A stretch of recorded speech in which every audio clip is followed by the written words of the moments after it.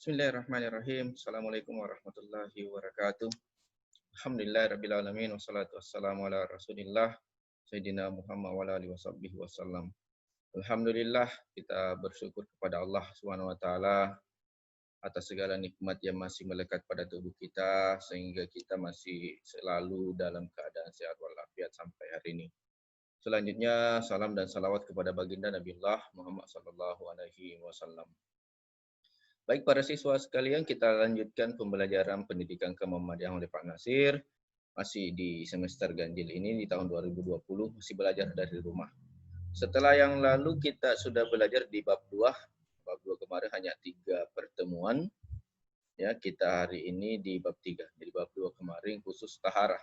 Sudah kita minggu lalu terakhir dengan praktek taharah, wudhu dan tayamum.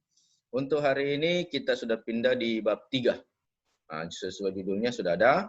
Bab 3 ini kita belajar sejarah. Nah, jadi di pendidikan kemuhammadiyahan itu banyak sebenarnya pembelajaran yang kita gabung. Dulu namanya Al-Islam dan Kemuhammadiyahan atau biasa disebut Ismubah.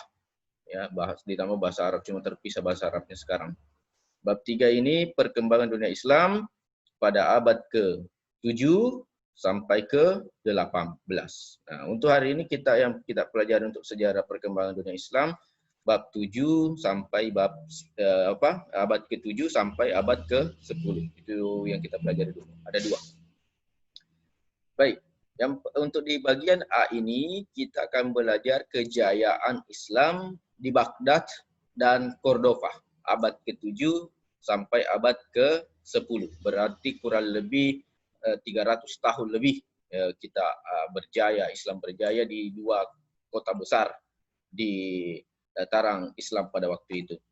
Baik, kita belajar dulu yang pertama, kita bahas dulu yang pertama yaitu dinasti Abbasiyah di Baghdad. Nah, jadi di Baghdad itu kalau sekarang nama ibu kota sebenarnya itu di Afghanistan.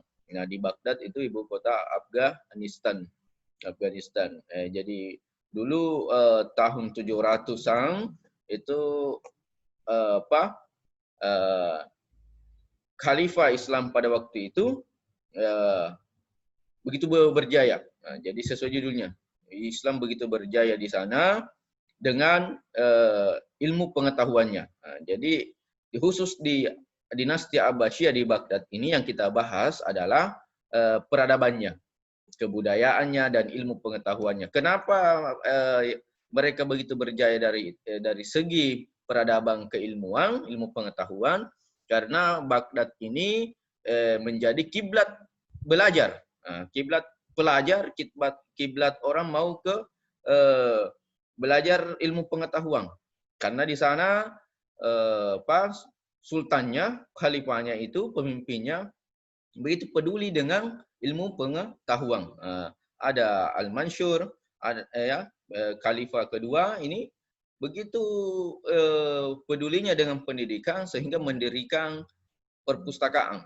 Ada dalam sejarah dituliskan perpustakaannya namanya Al-Ma'un. Di sana semua buku-buku dari penjuru-penjuru negara-negara Islam, daerah-daerah Islam pada waktu itu dikumpulkan, disalin di perpustakaan tersebut di Baghdad.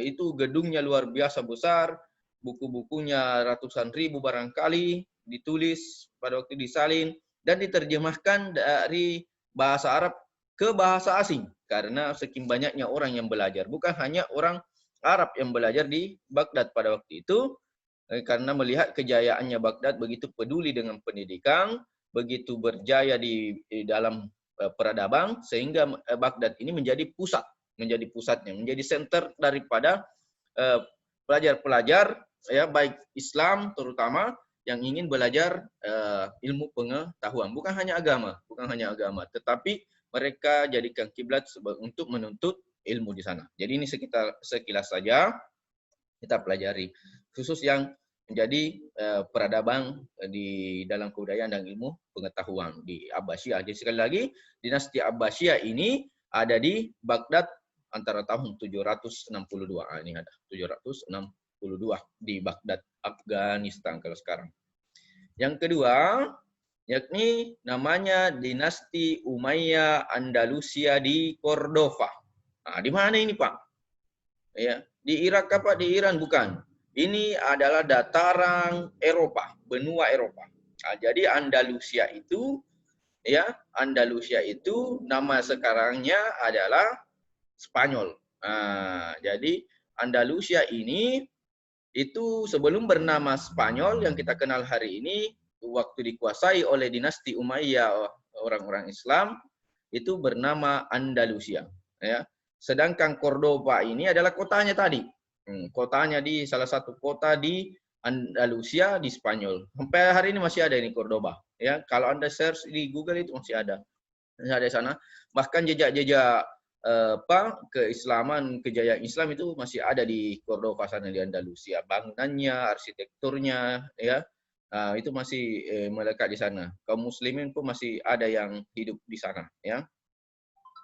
Untuk di Cordova ini, ya seperti yang saya tanyakan tadi, berada di Spanyol. Hampir bersamaan dengan tadi di Baghdad, ya. Ini setelah ada penaklukan Khalifah Al-Walid di tahun 700-an, abad ke-7, Andalusia Spanyol ini dikuasai oleh Khalifah Islam.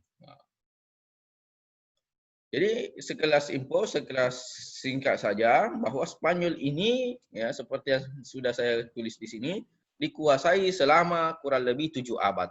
Lama sekali. Ya, sampai dipimpin namanya Abdurrahman II yang menandai kekuasaan Islam di Spanyol. Jadi salah satu sejarah besarnya Islam, kejayaan Islam di masa lampau, ya itu ada di Spanyol, Jadi Anda bisa bayangkan betapa besarnya Islam pada waktu itu.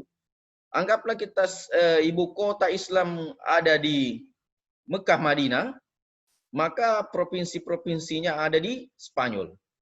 Luar biasa, 2 benua, Asia dan Eropa.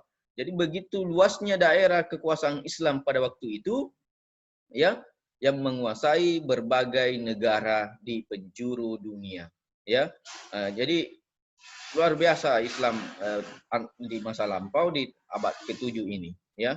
Itulah materi kita hari ini. Saya secara singkat saja, tidak perlu panjang lebar. Yang kita ambil yang penting-penting saja, silahkan dicatat, lalu fotokan, kirim ke WA saya sebagai daftar hadir di pertemuan belajar dari rumah ini. Lebih dan kurangnya mohon dimaafkan. Billahi fisabilillah haq, fastabiqul khairat. Assalamualaikum warahmatullahi wabarakatuh.